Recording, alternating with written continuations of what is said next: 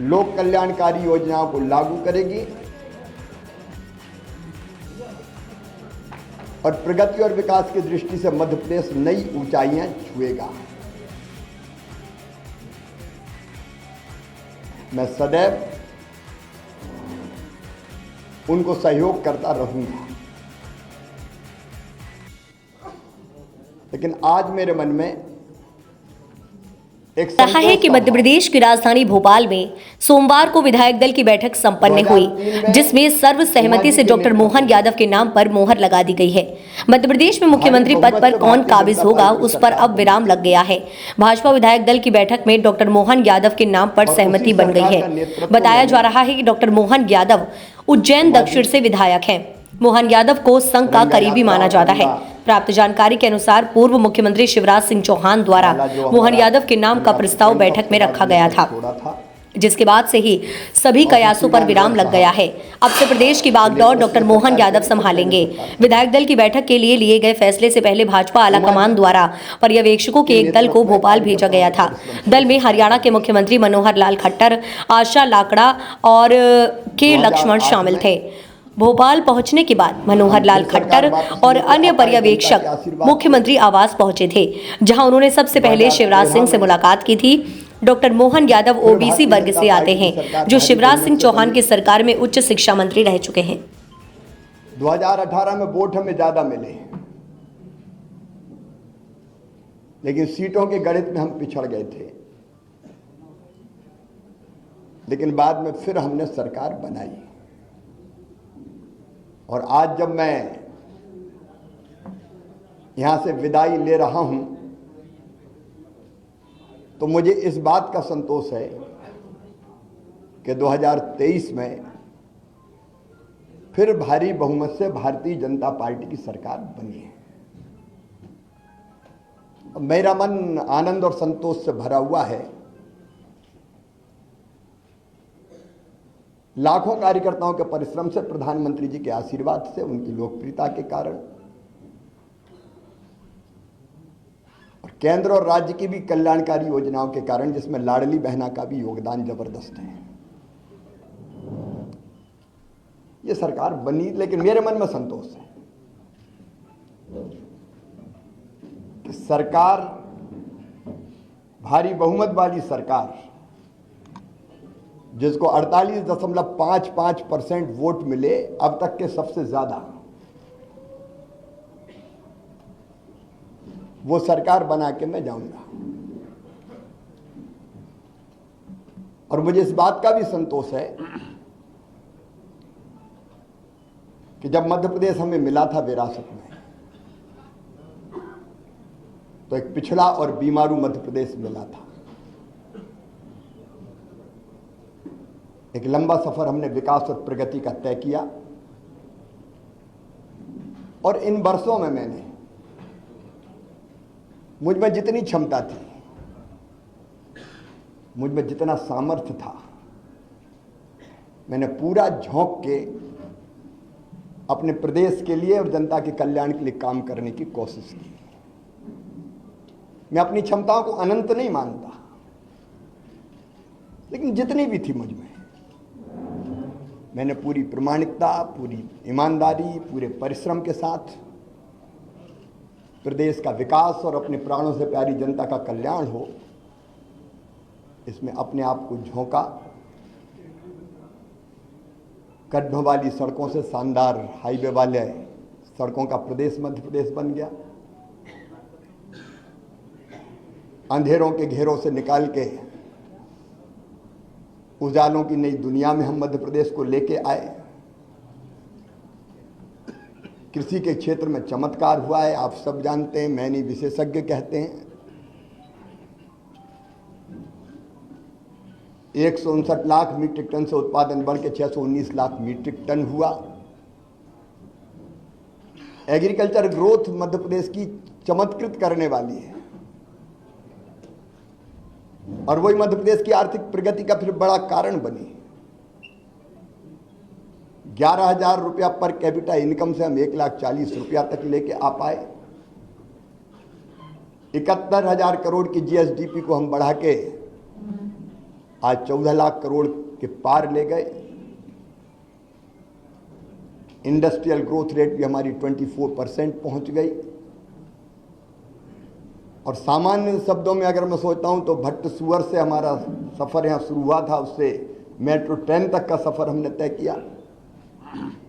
टपरे वाली ITI से हम ग्लोबल स्किल पार्क तक पहुंचे। मेडिकल कॉलेज नए हो या CM राइज स्कूल हो, टूरिज्म के क्षेत्र में काम करना हो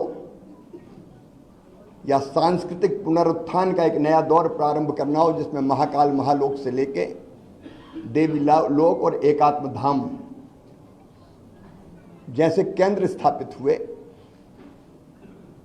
ये सारे काम मेरे मन को संतोष देते हैं और लगता है कि हम कुछ सार्थक कर पाए। लेकिन इसके साथ दो चीजों का उल्लेख मैं और करूंगा। एक, महिला सशक्तिकरण मेरे लिए वोट प्राप्ति का जरिया नहीं है, वो मेरी अंतरात्मा से निकला। क्योंकि बचपन से मैंने बेटियों की अपने गांव में ही और बहनों की दुर्दशा देखी थी। बेटियां कोख में मारी जाती थी, उस पीड़ा ने जन्म दिया लाडली लक्ष्मी जैसी योजना को। उसके पहले भी कुछ पत्रकार मित्र जानते हैं, जब मैं कुछ नहीं था तब भी मैं बेटियों की शादी करता था। मैंने सोचा नहीं था कि मैं कभी मुख्यमंत्री बनूंगा। ये तो भारतीय जनता पार्टी ही ऐसा दल है जो एक साधारण कार्यकर्ता को उठा के ले जाती है। मेरी कल्पना नहीं थी, लेकिन बनते ही लाडली लक्ष्मी, कन्या विवाह, 50% रिजर्वेशन स्थानीय निकाय के चुनाव में हो या गवर्नमेंट सर्विसेज में 35% तक रिजर्वेशन को पहुंचाना हो, या संपत्ति की खरीद में स्टाम्प शुल्क की कमी हो, या फिर लाडली बहना जैसी और संबल जैसी योजना हो। वो योजना बना के अपनी बहनों की जिंदगी में और बेटियों की जिंदगी में हम खुशी के पल ला पाए। और लाडली लक्ष्मी जैसी योजना से सेक्स रेशियो में परिवर्तन आया, वो केवल कागजी नहीं रही। और जब 2017 में मैंने आहार अनुदान योजना शुरू की थी बेगा भारिया शहरिया बहनों के लिए, और जब पोषण का स्तर सुधरा तो वो लाडली बहना की आधार अगर बनी तो वो योजना बनी, और उसके कारण भी बहनों की जिंदगी में जो परिवर्तन आया वो अद्भुत है। और दूसरा, आप देखेंगे खेती के क्षेत्र में केवल सिंचाई ने चमत्कार तो किया ही, लेकिन 0% ब्याज पे कर्जा देने से लेकर बोनस जैसी अवधारणा लाभकारी मूल्य देने के लिए हमने शुरू किए। और किसानों के लिए भी हम काफी काम कर पाए। गरीबों के लिए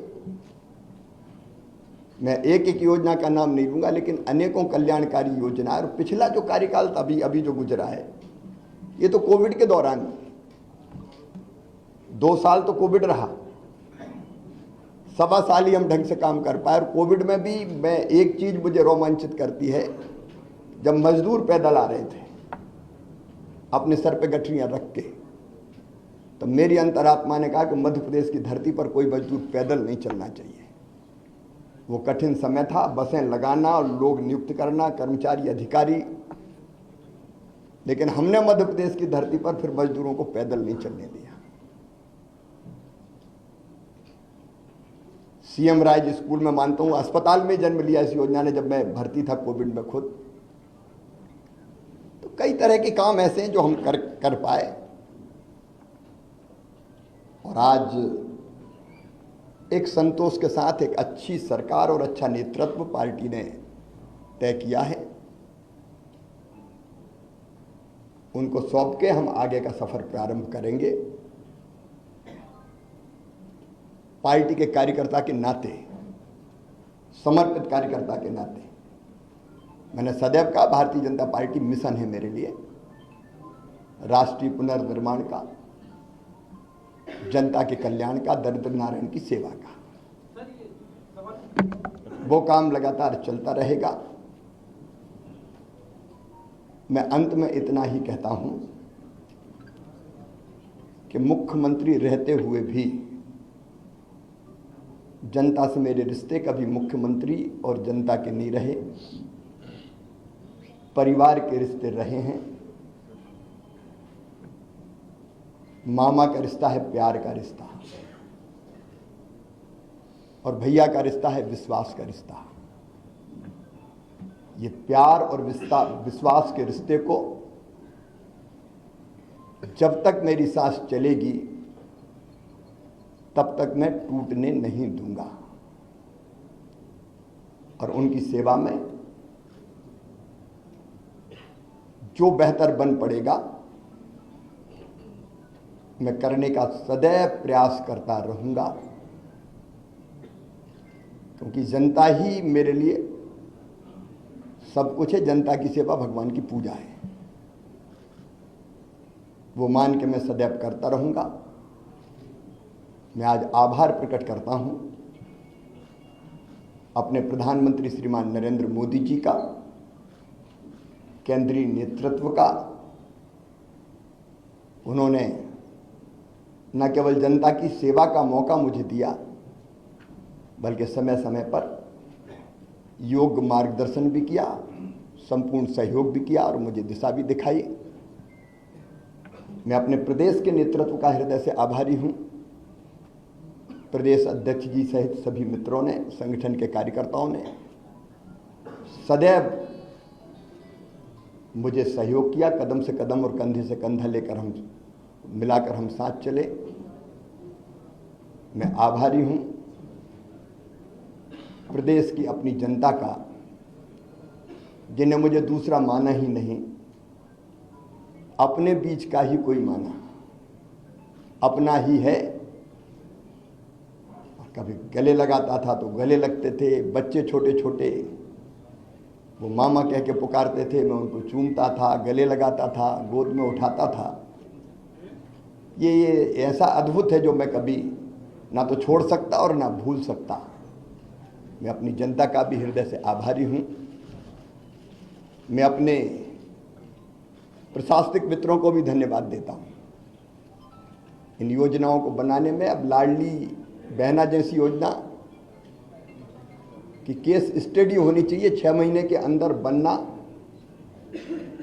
और ढंग से इंप्लीमेंट होके बिना किसी डिफेक्ट के खाते में पैसा पहुंच जाने, प्रशासनिक दक्षता का एक उत्तम उदाहरण मैं मानता हूं। अपने उन सभी सहयोगियों का भी मैं हृदय से आभार व्यक्त करता हूं। मैं समाज के हर वर्ग का, पेशा जैसा कानून हमने लागू किया, अनुसूचित जाति के कल्याण की भी कई योजनाएं बनाई। इन योजनाओं को बनाने में और लागू करवाने में जिनने सहयोग दिया, मैं उनको धन्यवाद देता हूं। मेरे मंत्रिमंडल के सभी सहयोगियों को, क्योंकि उनके सहयोग के बिना मैं ठीक से काम नहीं कर पाता, उन सभी सहयोगियों को भी मैं हृदय से धन्यवाद देता हूं। इस काम में सीएम हाउस से लेके और जिलों तक जो साथी मेरे साथ जुटे रहे, उनको मैं बारंबार धन्यवाद देता हूं। पत्रकार मित्रों, मैं आपको भी हृदय से धन्यवाद देता हूं। आपका सदैव सकारात्मक सहयोग प्रदेश के विकास में मुझे सदैव मिलता रहा। हाँ, इतना लंबे कार्यकाल में अगर कोई चीज़ ऐसी हो गई हो मुझसे, मैं जनता से भी निवेदन कर रहा हूँ, मन में कभी मेरे दुर्भावना नहीं रही। अगर कोई काम किए, फैसले किए भी तो कर्तव्य के भाव से किए, और वो फैसला लेने से कहीं किसी को तकलीफ पहुंची हो, जनता को, सहयोगियों को, साथियों को, सब मित्रों को, तो मैं उसके लिए भी क्षमा प्रार्थी हूँ। और एक कार्यकर्ता के नाते प्रदेश की जनता की मैं सेवा करता रहूँगा, और पार्टी का एक विनम्र कार्यकर्ता के रूप में पार्टी के मैं काम करता रहूँगा। मध्य प्रदेश में लाडली बहना बहुत आरोप है, उनके लिए आपका क्या संदेश है? आपसे मिलने के लिए हरिओम बैठिए जी। हाँ, मनोज जी।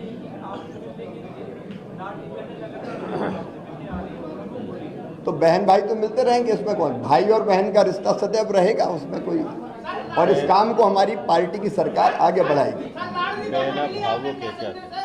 बहुत भावुक है मध्य प्रदेश में लाड़ भी बहना, आंसू आ रहे हैं सर। सबके प्यार के लिए मैं उनको प्रणाम करता हूं और भाई और बहन साथ है और सरकार भी उनके कल्याण के काम करती रहेगी।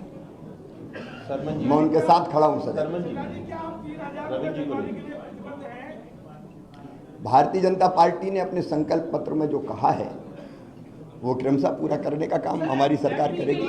सरमन जी, सरमन जी, सरमन जी, सरमन जी, क्या वो काम पूरा हो गया है या फिर चलिए प्रमोद। एमपी के लिए जितना काम करने का डेवलपमेंट का आपने सोचा था वो पूरा हो गया है? देखिए, काम कभी समाप्त नहीं होता। विकास का एक चरण पूरा होता है तो फिर दूसरा प्रारंभ होता है। विकास की यात्रा अनंत है। अब तक हमने जो यात्रा, जो सफर तय किया है वो संतोष देने वाला है। आगे मोहन जी के नेतृत्व में ये सफर और ऊंचाइयों पे जाएगा। सरमन जी बोलिए। मोहन यादव ने जो कहा लाडली बहना के बारे में सोचेंगे, अभी है नहीं है, ये आगे बढ़ाएंगे कि नहीं? एक सवाल सबसे मन में है कि अब आपकी भूमिका क्या होगी? एक कार्यकर्ता की भूमिका है मेरी। देखिए, जब आत्म केंद्रित होता है व्यक्ति तो उसको लगता है कि मैं कहाँ हूं, लेकिन भारतीय जनता पार्टी में एक मिशन है, उसमें हर कार्यकर्ता के लिए कोई ना कोई काम है। तो जो भी पार्टी काम देगी वो काम मैं करूंगा। विधानसभा चुनाव के दौरान आपके अंदर एक ऐसा जज्बा, जुनून और जिद थी या बहुत गलत के साथ आप चुनाव क्षेत्र में जा रहे हैं और बहुत सारे आपने ऐसे लक्ष्य भी निर्धारित किए थे। छोटा प्रश्न। वो छोटा तो नहीं हो पाएगा, आपने बहुत सारे लक्ष्य भी निर्धारित किए थे। वो लक्ष्यों को पूर्ति के लिए क्या आपने मोहन यादव जी को बताया? क्योंकि आपसे जनता की अपेक्षाएं बहुत। देखिए, जिद थी, जुनून था, जज्बा था और मैं चुनाव के दौरान कभी 2 घंटे से ज़्यादा नहीं सोया, क्योंकि भारतीय जनता पार्टी की सरकार वापस लाने की ड्यूटी सबकी थी, लेकिन मेरी सबसे ज़्यादा थी मुख्यमंत्री के नाते।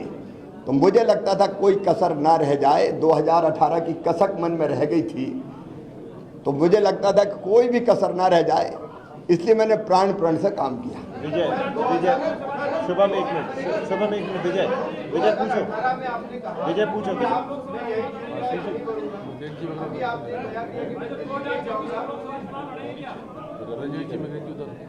मेरे बारे में कोई भी फैसला मैं नहीं करता, ना कभी किया है, पहले भी कभी नहीं किया, आज भी नहीं किया, कल भी नहीं करूंगा। मेरी पार्टी करेगी।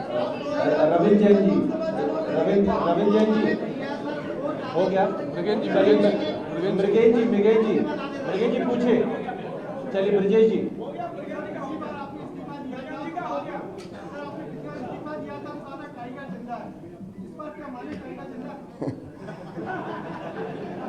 उस समय दूसरी सरकार बनी थी,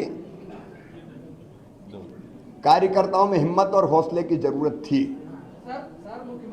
इस बार तो ये सरकार ही काम करेगी। सर एक सवाल है, आपकी एनर्जी का राज क्या है? ये अच्छा सर। जनता के प्रति मेरा कमिटमेंट, समर्पण और प्रतिबद्धता कि हर एक पल जनता की सेवा में लग जाए, वो मुझे थकने भी नहीं देती और रुकने भी नहीं देती। पूछिए।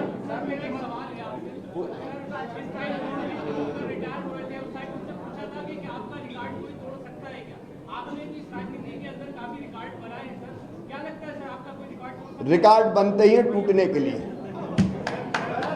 पूछो, पूछिए।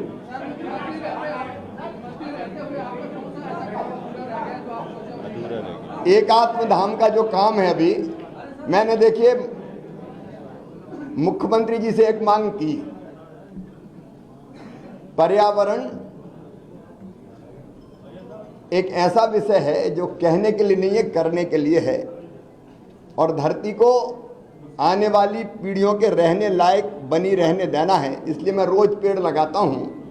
मैंने मुख्यमंत्री जी से ये आग्रह किया कि मुझे पेड़ जरूर लगाने दे, क्योंकि पेड़ मुझे घर पे इतने लगा नहीं सकता मैं रोज, तो मुझे सरकारी ज़मीन पर ही लगाने होंगे और उसके लिए ज़मीन उपलब्ध भी हो और पेड़ ऐसी जगह लगे कि सुरक्षित रहे।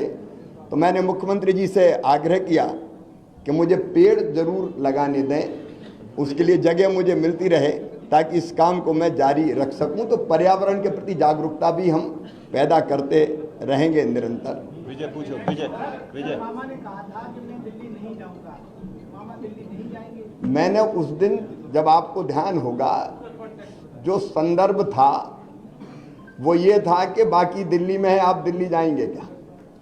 एक बात मैं बड़ी विनम्रता के साथ कहता हूं कि अपने लिए कुछ मांगने जाने से बेहतर मैं मरना समझूंगा, वो मेरा काम नहीं है, और इसलिए मैंने कहा था मैं दिल्ली नहीं जाऊंगा। अभी कुछ दिनों पहले आपने एक ट्वीट किया था, सबको राम राम। वो तो जब से हो सवाल है तब से राम राम तो कर ही रहे हैं। हेमंत जी, हेमंत जी,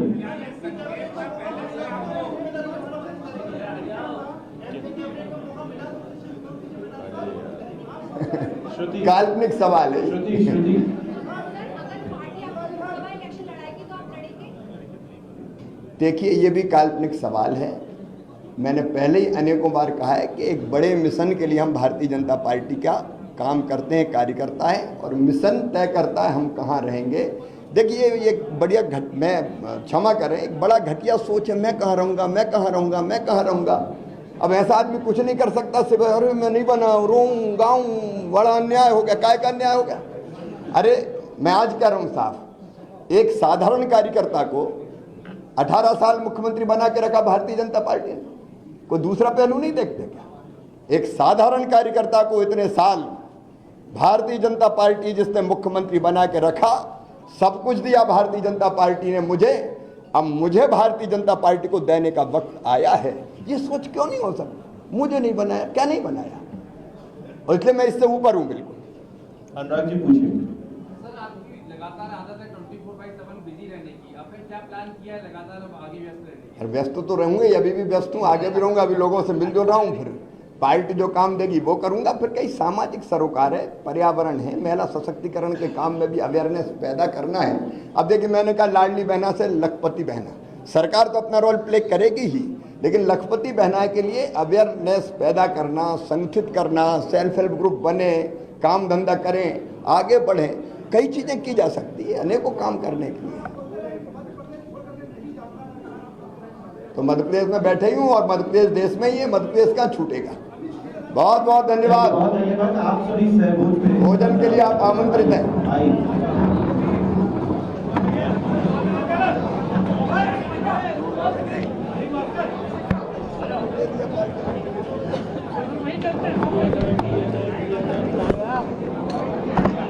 सारे आईडी यार इसको